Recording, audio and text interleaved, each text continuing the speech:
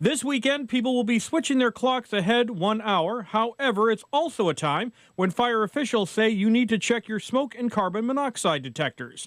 And joining us this morning to discuss this further is Duxbury Deputy Fire Chief Brian Monahan. Deputy Chief, good morning. Thank you so much for joining us. Good morning, Dan. Thanks for having me on this morning. So, first thing I have to ask is, why do fire officials put out the call to do that around this time of year? Well, it's a good reminder. So spring and fall, twice a year, change your clocks, change your batteries.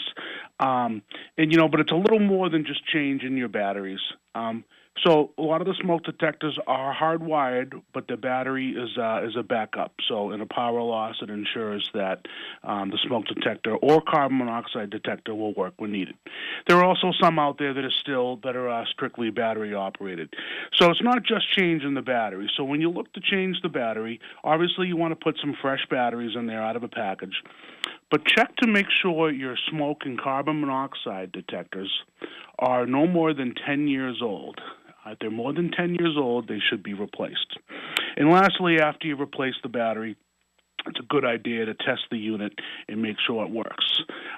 With the little added part that if this detector is monitored by an alarm company, make sure you call them first to tell them that you're testing your alarm. Now, is there any type that's better than others that you recommend, or? If you go to a home center, your local hardware store, they're all going to have an approved product, and there'll be some people there that'll be able to help you. So there's no one particular brand. They all function as they should. And if folks would like some more information, they could certainly look at our website, duxburyfire.org. And they can also follow us on all our social media platforms. And then lastly, for residents that need some help with the detectors, they can certainly call us here at the fire station business line, which is 781-934-5693.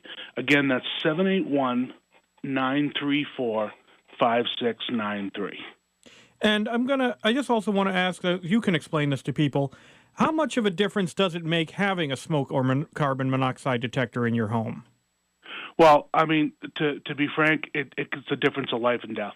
There's been some unfortunate cases where there's been some fires, not in our community, thank God, but around where the smoke detectors either weren't in the residence or they weren't working and they did not alert the occupants.